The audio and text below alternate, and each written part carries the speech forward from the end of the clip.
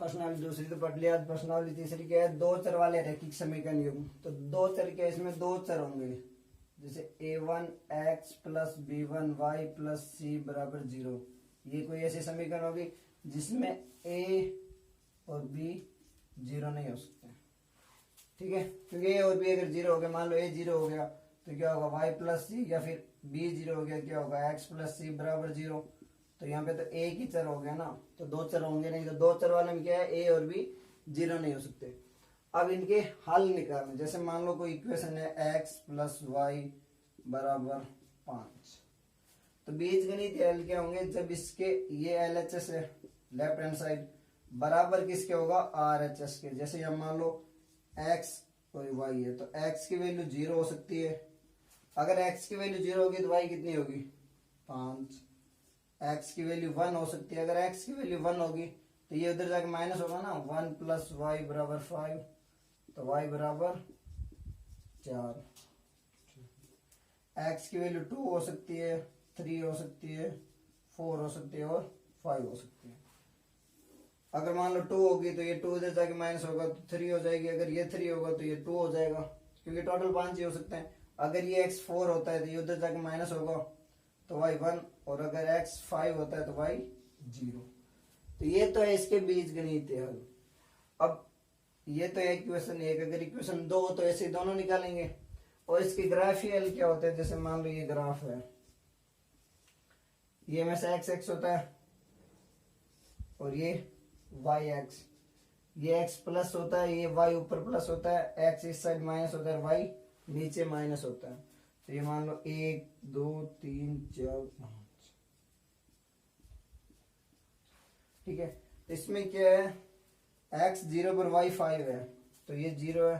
1 2 3 4 5, 1 2 3 4 5, तो 0 पे 5, एक बिंदु ये हो गया। दूसरा 1 4, तो पहला हमेशा x का होता है, तो x 1 और y 4, तो ये हो गया। फिर 2 3, ये 2 और ये 3 हो गया।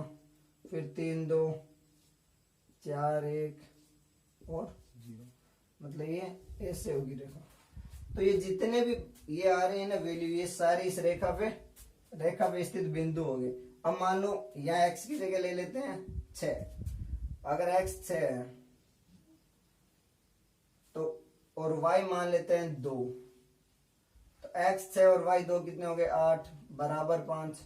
तो ये बराबर है नहीं, इसका मतलब ये हल है नहीं। जैसे मान लो x कितना लिया 6, यहाँ पे 6 और y 2 लिए, तो ये बिंदु इस रेखा पे नहीं है ना। अगर x की जगह 6 लेते हैं तो y -5 हो जाएगा। जैसे 6 प्लस y बराबर 5 है, तो y बराबर 5 माइनस 6 यानी माइनस का 1, तो ये माइनस का 1। x 6 ले रहे हैं, y माइनस के का यहाँ, तो ये बिंदु इस रेखा पे होगा। मतलब LHS बराबर RHS है तब तक तो ये बिंदु होंगे, और LHS RHS नहीं है। जैसे मैं मान लो x की जगह 3 ले लेते हैं और y की जगह ले लेते हैं 4, तो 3 प्लस 4 कितने में 7 बराबर 5 नहीं है, 7 5 के बराबर नहीं है, तो ये बिंदु रेखा पे नहीं होगा। जैसे x के 3 है और y के 4 है, तो ये बिंदु यहाँ होगा, मतलब इस रेखा पे नहीं होगा। तो बीजगणित हल में क्या होता है, LHS RHS के बराबर होता है। ग्राफीय हल में क्या होता है कि जो रेखा होती है इसमें जितने हल है ना वो इस रेखा के ऊपर पॉइंट होंगे। ये 2 पॉइंट नहीं है रेखा पे, इसका मतलब ये इसके हल नहीं है, ये सारे इसके हल है। ये तो है सिंगल इक्वेशन। अब मान लो इक्वेशन 2, तो उसके हल क्या होंगे, तो यहाँ पे 2 इक्वेशन ले लेते हैं। तो पहली तो क्या है, a1x b1y प्लस c बराबर 0, और दूसरी के लिए ले लेते हैं a2x plus b2y plus c बराबर 0। तो यहाँ a1 b1 c1 और a2 b2 और c2 कोई संख्या रियल नंबर है जी, 1 2 3 4 कुछ भी हो सकते हैं। तब इसके हल क्या है, तो इसके मान लो या ए रेशियो निकालते सीधे, तो क्या हो सकता है कि a1 बट्टा a2 बराबर है b1 बट्टा b2 बराबर है c1 बट्टा c2। अगर मान लो तीनों बराबर है, तीनों का अनुपात निकालेंगे, a1 बट्टा a2 बराबर है b1 बट्टा b2 और c1 बराबर c2। तो ये क्या होगी, अगर ऐसी है तो ये होती है संपाती रेखा। और अगर ये तो है रेखा का प्रकार, और अगर ये संपाती रेखा है तो इसके अनेक हल होंगे। उदाहरण ले लेते हैं, जैसे मान लो उदाहरण ले लेते हैं इसका कि x प्लस 2y बराबर 3 ले लेते हैं और 2x प्लस 4y बराबर 6 ले लेते हैं। तो यहाँ a1 कितना है, a1 बराबर 1, b1 बराबर 2 और c1 बराबर 3 है। b1 बराबर a2 बराबर कितना है 2, b2 बराबर क्या है 4 और c2 6। तो रेशियो निकालते हैं, तो a1 बटा a2 कितना है 1 बटा 2 बराबर 2 बटा 4 बराबर 3 बटा 6।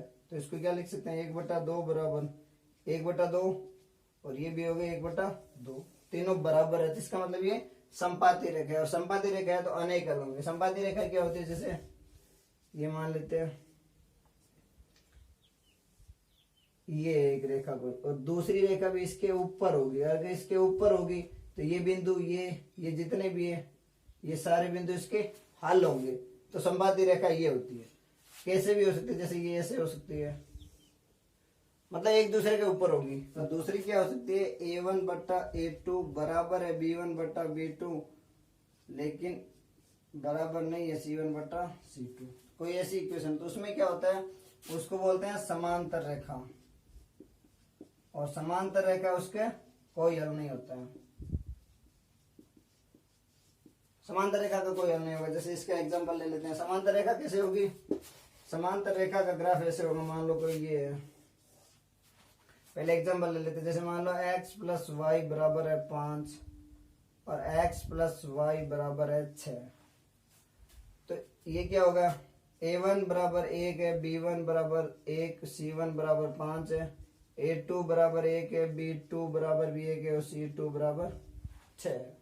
ठीक है, तब इसमें क्या हुआ 1 बटा 1 बराबर 1 बटा 1 बराबर 5 बटा 6। तो ये तो बराबर है और ये इसके बराबर नहीं है, तो इसका हल क्या होगा, कोई हल नहीं होगा। जैसे मान लो ये, तो ये रेखा तो होगी ऐसे पहले वाली, और दूसरे वाली होगी ऐसे, तो ये एक दूसरे के समांतर है, मतलब ये कहीं पे भी एक दूसरे को क्रॉस नहीं करेगी। या फिर हो सकता है रेखा ऐसे हो, अगर ये एक दूसरे को कहीं पे कट नहीं करती है तो फिर ये इसका कोई हल होगा ही नहीं, क्योंकि दोनों अगर दो रेखा है तो दोनों एक दूसरे को जहाँ पे कट करेगी, जहाँ पे एक दूसरे को क्रॉस करेगी वही उसका हल होगा। अगर ये क्रॉस करेगी नहीं तो उसका कोई हल नहीं होगा, तो इसका मतलब इसका कोई हल नहीं है। और तीसरा क्या होता है a1 बट्टा a2 बराबर नहीं है b1 बट्टा b2, a1 a2 और b1 b2 बराबर नहीं है, c1 c2 क्या उससे कोई फर्क नहीं पड़ता। तो ये क्या होगी, ये होगी प्रतिच्छेद रेखा। और प्रतिच्छेद रेखा में क्या होता है, प्रतिच्छेद रेखा हो तो सिर्फ एक हल होता है, जिसको अद्वितीय हल भी बोलते हैं। अद्वितीय का मतलब ये है कोई जिसका कोई दूसरा हल नहीं है, अद्वितीय हल। तो उसमें क्या होगा, उसमें उसका ग्राफ ऐसे बनेगा, जैसे एक मान लो ये है, दूसरा ये है, तो ये सिर्फ एक बिंदु पे ही क्रॉस कर रही है, तो इसका सिर्फ एक ही हल है, बाकी कोई हल नहीं होंगे। तो इसको बोलते हैं अद्वितीय हल। जैसे ये मान लो x प्लस 2y बराबर 4 है और 2x प्लस 3y बराबर 4 है। तो ये क्या हुआ 1 बटा 2 बराबर 2 बटा 3 बराबर 4 बटा 4। तो ये इसके बराबर नहीं है, और अगर ये बराबर नहीं है, इसको ही देखना पहले वाले भी, ये बराबर नहीं है तो ये प्रतिच्छेद रेखा है। तो तीन टाइप के होते हैं, एक संपाती रेखा, समांतर रेखा और प्रतिच्छेद रेखा। यही क्वेश्चन आते हैं, या तो डायरेक्ट हल करने होंगे या फिर ग्राफ से। तो ग्राफ में क्या होगा, ग्राफ में वही पहले x की मान रख लो कुछ भी और y का मान निकालना, जैसे अभी बताया था मैंने x प्लस वाई बराबर 5 वाले में। तो ऐसे ही करना है। जैसे मान लो ये कि x प्लस 2y बराबर 6 है, तो इसके ग्राफ निकालना है। और दूसरी है 2x प्लस 2y बराबर 5। तो पहली समीकरण के लिए ग्राफ निकालेंगे, ग्राफ में कम से कम 2 पॉइंट तो निकालने पड़ेंगे। तो x ले लेते हैं यहाँ पे और यहाँ y, तो एक तो 0 ले लेना, पहला सीधा निकल जाएगा।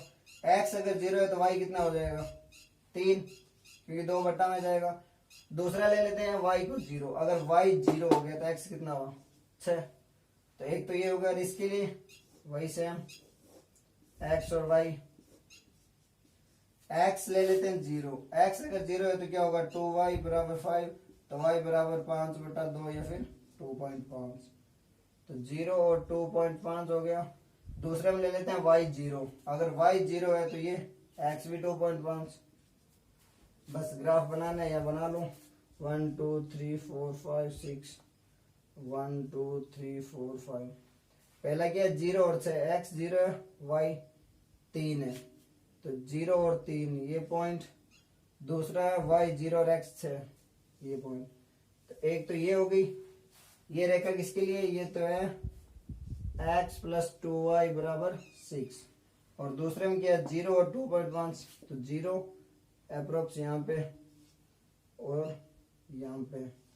तो ये रेखा होगी ऐसे, कुछ ऐसे। तो ये इसका अद्वितीय है।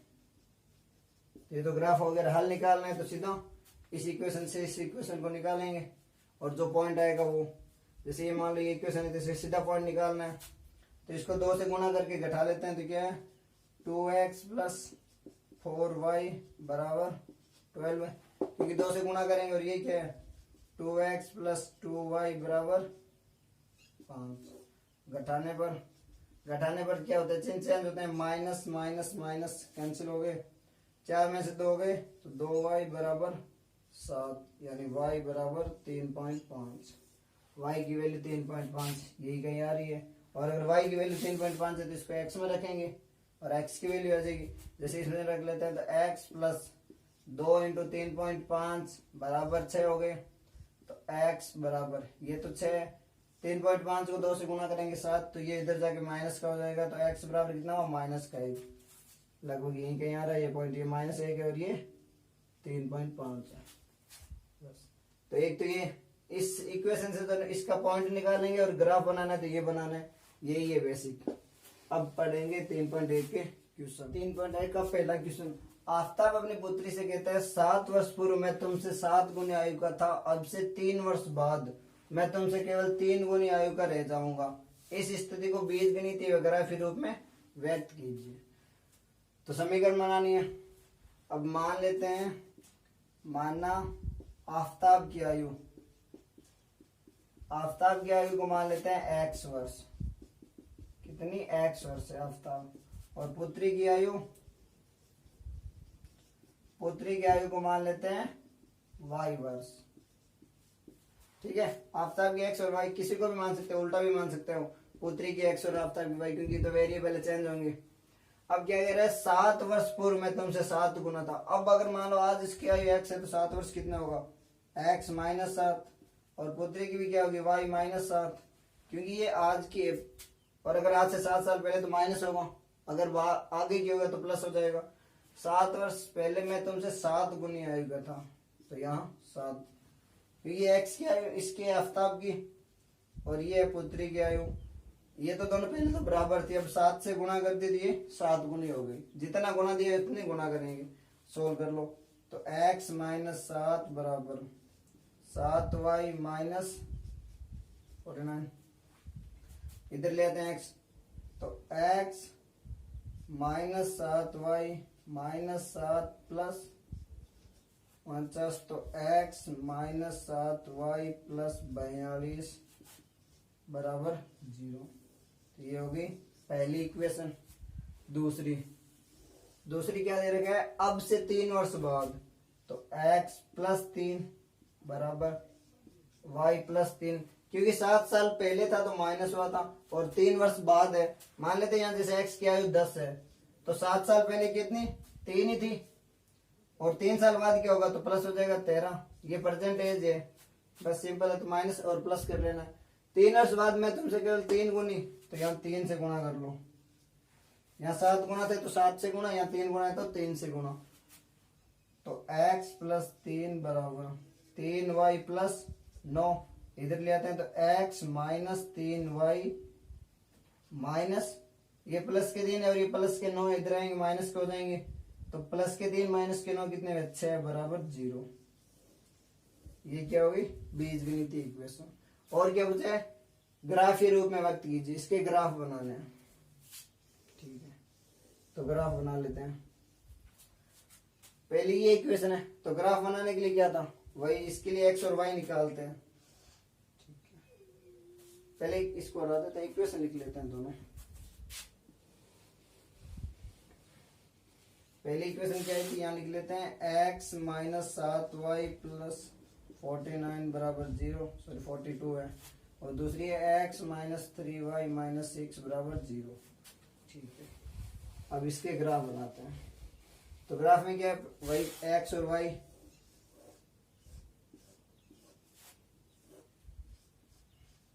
सीधा पहले x 0 रख लो। अगर x 0 है तो y क्या होगा, यहाँ x 0 तो 0 माइनस 7y बराबर, ये उधर जाके कितना हो जाएगा माइनस का 42, माइनस से माइनस कैंसिल, तो y बराबर बटा 7 यानी 6।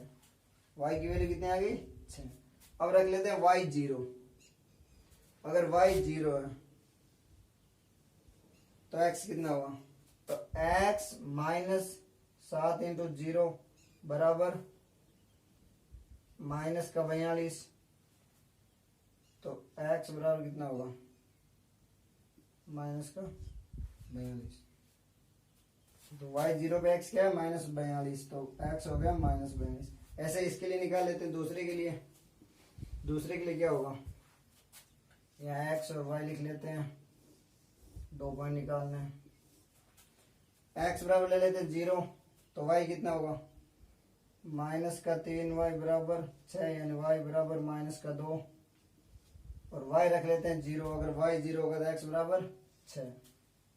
ठीक है, अब इनका ग्राफ बनाना है तो ग्राफ बना सकते हैं। बीच थोड़ी सी ज्यादा बड़ी है तो ये मान लेते हैं 0 पे कितना है 6 साल का है, x 0 पे 1 2 3 4 5 6 7 8, 1 2 3 4 5 6, ये y है और ये x है, ये माइनस का 1 माइनस 2 माइनस 1 माइनस का 2। तो पहले क्या है x जब 0 है तो y कितने 6 0 1 2 3 ये हो गया, और दूसरा माइनस 42 0 है, मान लेते हैं यहाँ पे होता है वो पॉइंट। ठीक है, और यहाँ पे x 0 पे y माइनस 2 है, तो ये तो हो गई पहली इक्वेशन।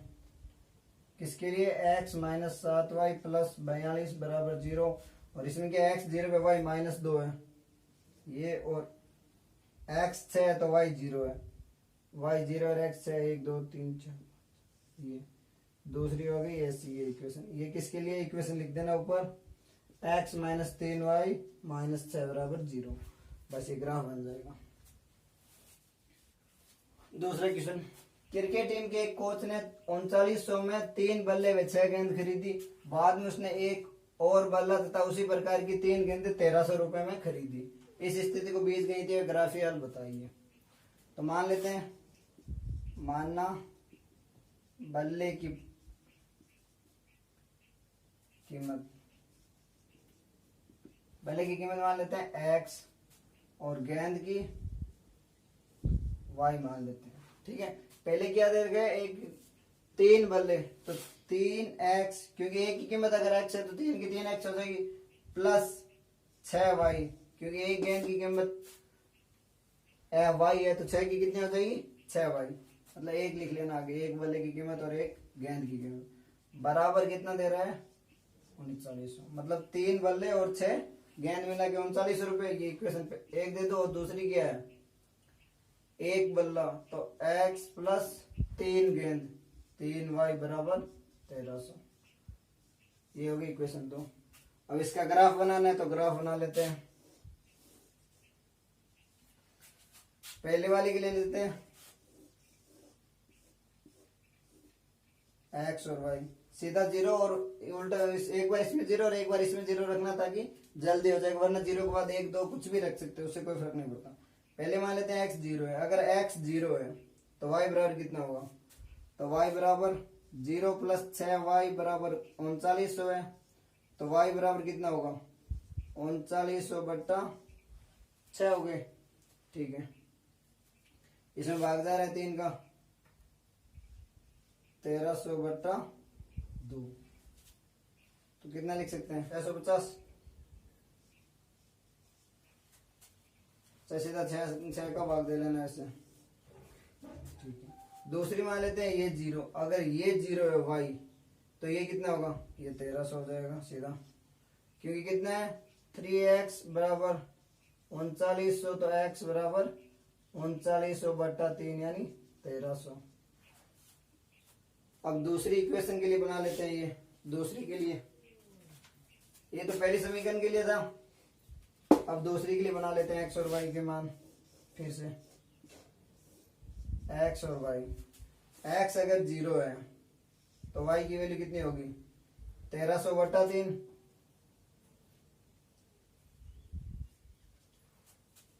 और एक ले लेते हैं x, y बराबर 0 और y बराबर 0, तो x बराबर कितना होगा 1300। यहाँ पे 1300 लाइन तो खींच नहीं सकते, अगर एक को एक मानेंगे तो यहाँ ऐसे लिख देना कि मानना 1 सेंटीमीटर बराबर 100, क्योंकि 1 सेंटीमीटर अगर 100 है तो 13 सेंटीमीटर 13 लाइन ही चाहिए।